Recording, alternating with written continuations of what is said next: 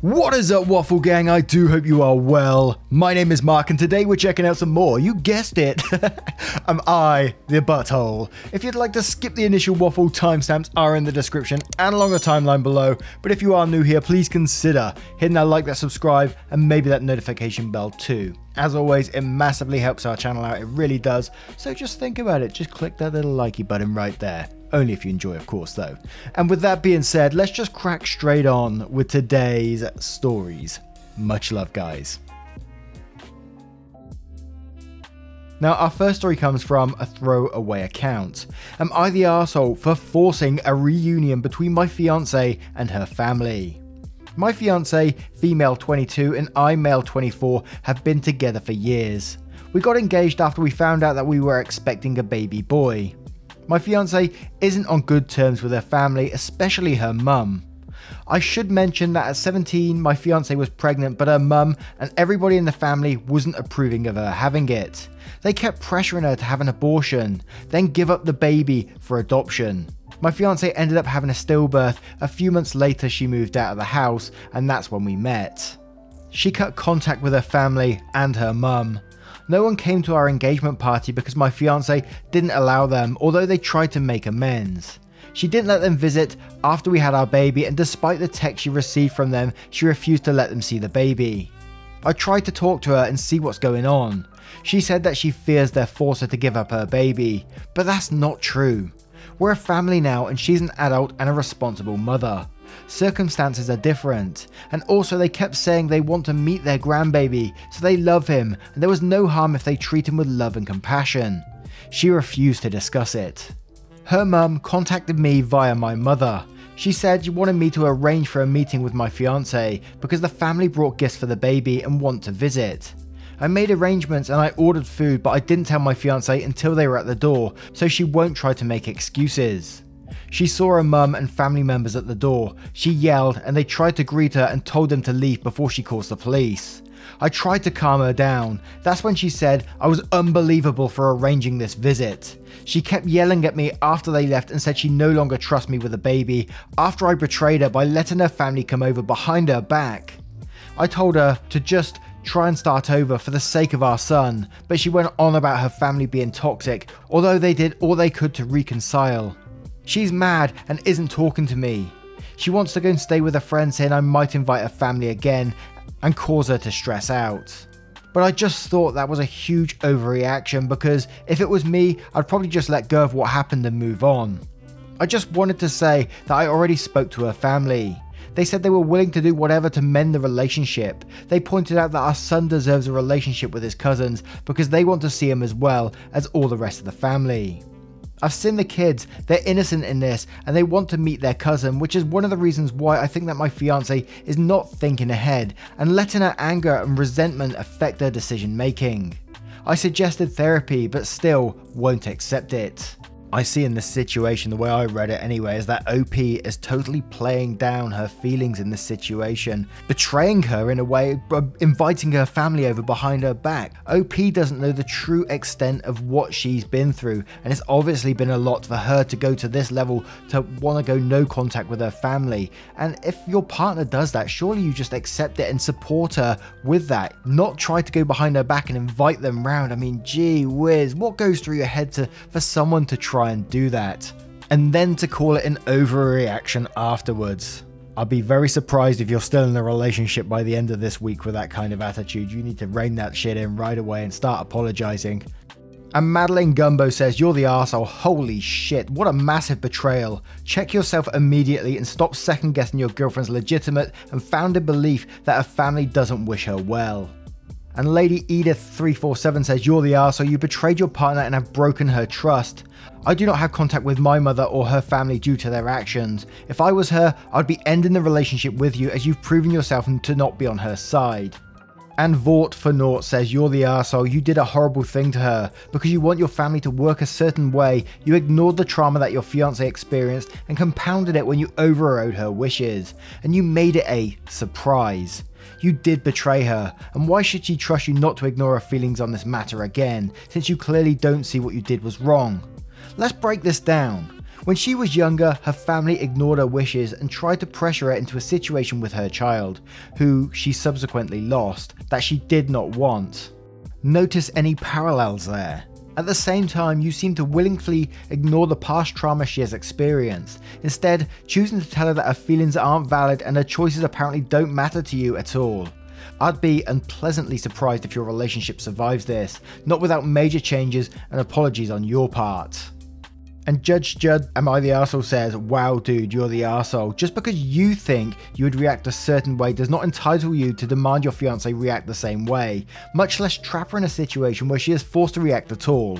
This goes double for a situation where you physically are incapable of enduring the same set of circumstances. You do in fact need to earn trust back here, if you even can.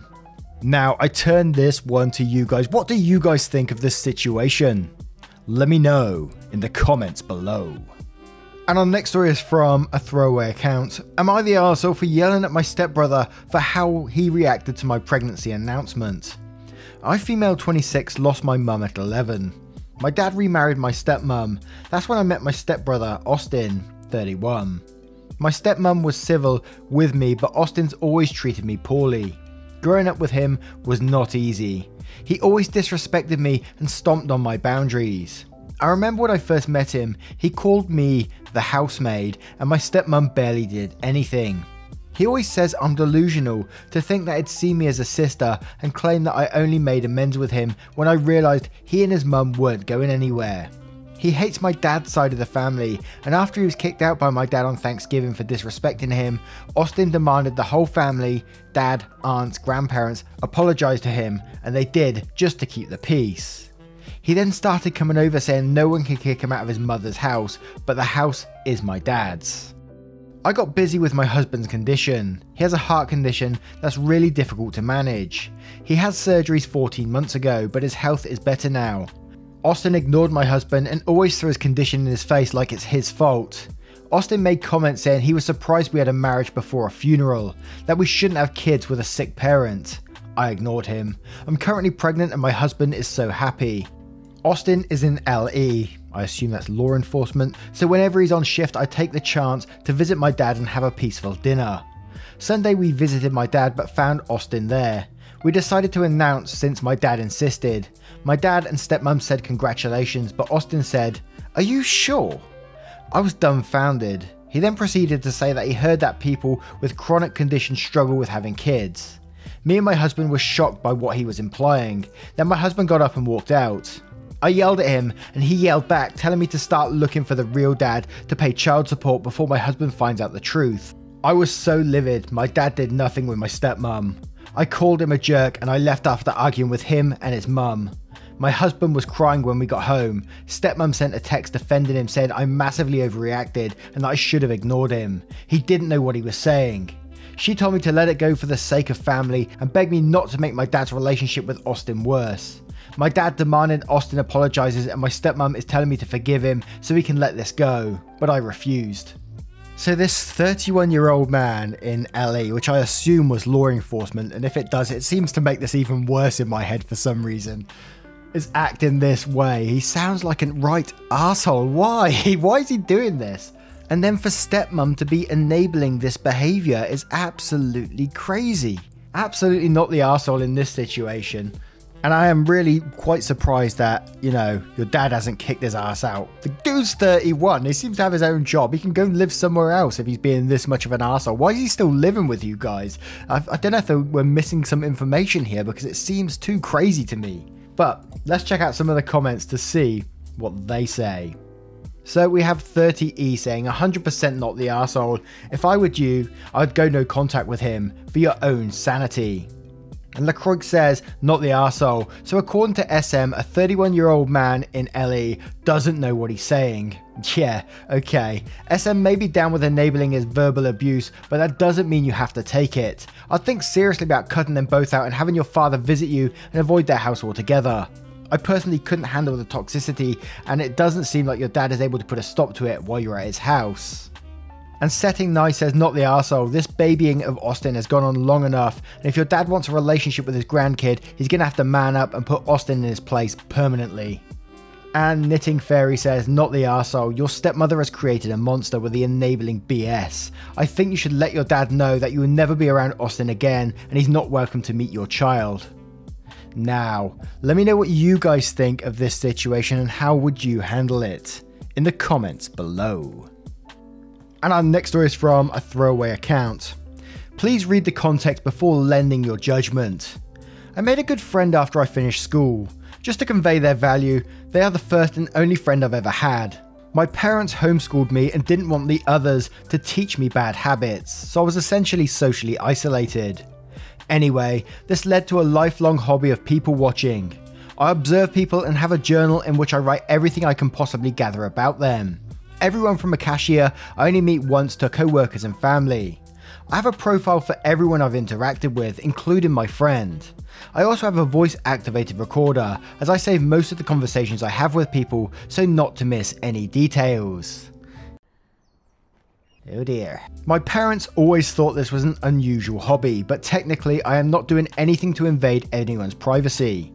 Everything I've noted has been passively observed, told to me directly or overheard by happenstance. It's mostly just things like their opinions, appearance, mannerisms, number plates, routines, addresses, family/friends, when they post on social media, what they post, hobbies, aspirations, left, right, hand, foot, dominant, likes and dislikes, etc. I do not actively go out my way to find things out about them. My friend found my journal the other day, which included a lot of notes on her, and now she is furious at me. She's creeped out and thinks I invaded her privacy. I feel bad about it, but the way I see it, people choose to present themselves in a certain way. They have control over what they say. The only difference is that I like to remember it. No harm, no foul. My friend wants me to get rid of the recorder and journal. This has been a habit of mine since childhood though, and I never leave the house without my recorder. It has a lot of sentimental value to me. Writing in the journals is like a daily ritual. I hate not knowing things. I'm pretty sure it all started as a way to get closer to those around me. When my parents were away, I would listen to my recordings a lot. At the same time, I value our friendship, so I'm just stuck between a rock and a hard place. Let me know your thoughts, and thanks in advance. Now, I could immediately come out and say this is like really creepy behavior, and it is to most people, right? But there is part of me that's feeling real sorry for this person because they've been sheltered their whole lives that they feel like this is normal behavior, right? And again, I might be wrong to say this, but it does, because of all the stories we've read previously, it does give me some sort of some autistic tendencies to be there. And I might be wrong in saying that, so please do educate me if I am wrong. Always happy to be educated on this channel, you know that. But I am getting those sort of vibes from this post. And this isn't, as you say in this post, just people watching. I'm a people watcher. Restaurants, holiday, anywhere I go, I love to sit down and just watch what people are up to and make my own little stories about what they're up to during the day and things like that. When I used to go to the train in the mornings to go to work, everyone on my route has got a nickname. And I just love coming up with those little stories, but this is too stalkerish for my liking. Recording their voices, write everything down, it's just way too far. And I hope you do seek some sort of help to, you know, to realize this isn't normal and you find some sort of therapy for it. But for now, whilst I do feel for you, you are the arsehole. But Jewel of the Beast says, and quotes, anyway, this led to a lifelong hobby of people watching. I observe people and have a journal in which I write everything I can possibly gather about them. Everyone from a cashier I only meet once to co-workers and family. I have a profile for everyone I've interacted with, including my friend. I also have a voice activated recorder, as I have saved most of the conversations I have with people so not to miss any details. And then says, this actually isn't people watching. People watching is when you sit down and observe random people in public. It's not where you follow certain people over and over documenting their movements. That's called stalking. And Lavu Rank says, you're the arsehole, your behaviour is borderline stalkerish. It is not normal, I'm not surprised she is creeped out by it. However, this is not your fault. Your parents are the arseholes for shielding you throughout your childhood. You are unaware of how creepy your behaviour is because you haven't been allowed to have any real friendships with anyone up till now. They've robbed you of this experience and vital life skills you should have learned years ago. And Cubby Throw says, you're the arsehole. This is not people watching, it's way beyond that. Also, depending on where you live, recording people without their knowledge could be illegal. It is not normal to record in minute detail every little thing about every person you encounter. Of course your friend is going to be put off when they find out you've been documenting every little thing about them in a book. It's creepy. And then quotes, I like to remember it. And then says, no you don't. Remembering is in the mind. You're documenting. It's different. And then says, no harm, no foul. And then says, harm, you hurt and creeped out a friend who feels harmed by your actions. You may lose a friend. And Dark Stars says, info, you're how old now? And then says, you're the arsehole. You gave me a bad feeling in the pit of my stomach. You record all your daily interactions and not just you narrating them after while walking home or sitting in your car or in your room. You're not trustworthy of every single thing every person says with you is literally on the record. It's just how life is lived. What the fuck? Your parents haven't done you any favors. This behavior won't win you any friends. And Mandadian says, you're the arsehole. There are some states where what you could be doing is illegal, as there are places you can't record conversations without the other party being made aware. And then just a bunch more comments saying how this behavior is really stalkerish, but a lot of sympathy as well for the way they've been brought up. But what do you guys think of this situation? Is it just plain stalkerish behavior, or is there more to this? Let me know what you guys think in the comments below. And our next story is from a throwaway account. Am I the arsehole for refusing to buy my daughter new sheets and blankets? My 55 male daughter 16 has some perfectly good bed sheets and blankets. My girlfriend who I'm engaged to has started the process of moving into my house. She has a 14-year-old son and a 21-year-old daughter. Her 21-year-old will only be staying over sometimes on the weekends, but the rest of the time she's away at college. However, this weekend she drove over to our house from college campus because she wanted to see her mum's new house. She initially was just going to stay for the afternoon, but afternoon turned into night and her mum didn't want her to make the hour-long drive back to campus when it was dark out. Her brother's room was all set up, but the room that we're converting from a guest bedroom to her bedroom when she stays over is still under renovation because my girlfriend's daughter is still looking over restoration hardware catalogues and can't decide how she's going to decorate it.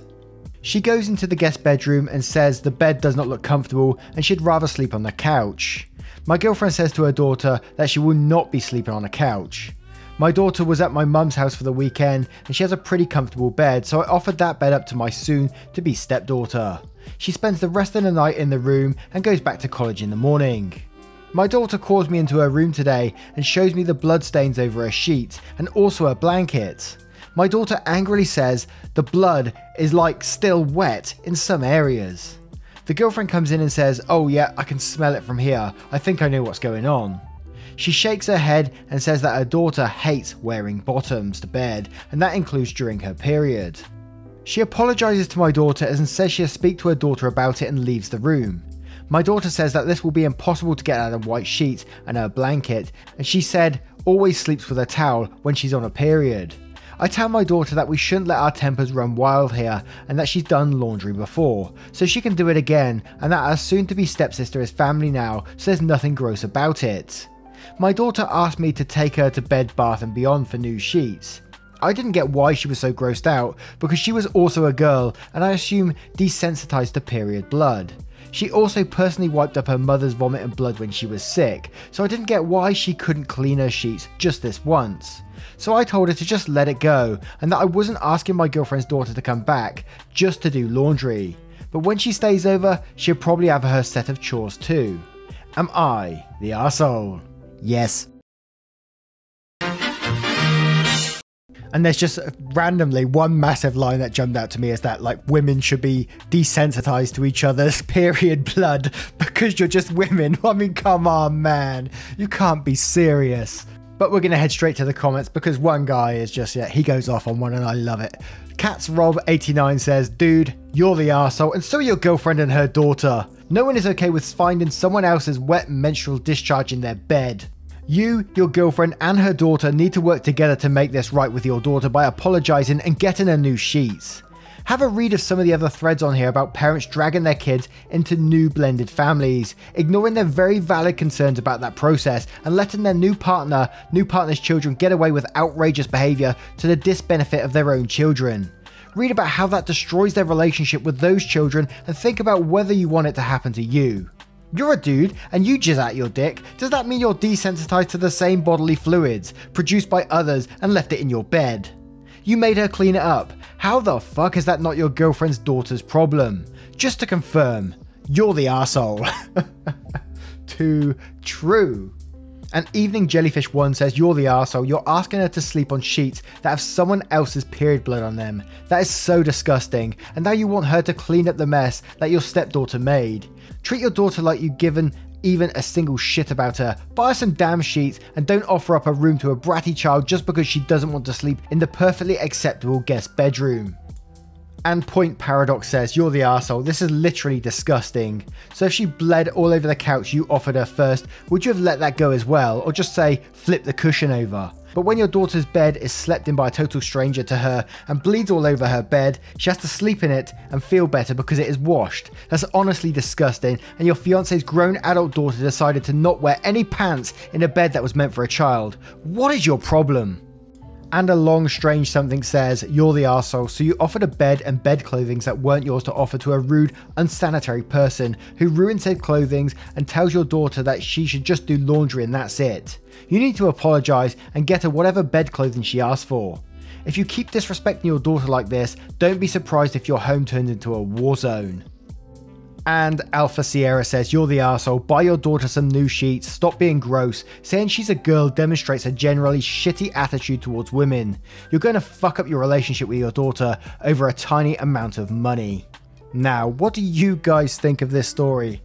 Jesus Christ, man, I just don't get them. Let me know what you guys think in the comments below. Now, once again, guys, I hope you did enjoy today's stories, and if you did, you know what to do. Hit that like, that subscribe, and maybe that notification bell too, as it all really helps out our channel. And if you want to support the channel, you can do by clicking that join button down below, or heading on over to Patreon and joining up there. Thank you so much for your support, your time, your love, being involved on Twitter, Discord, YouTube, everywhere. Thank you so much, and I will see you in the next one. Take care, guys. Much love.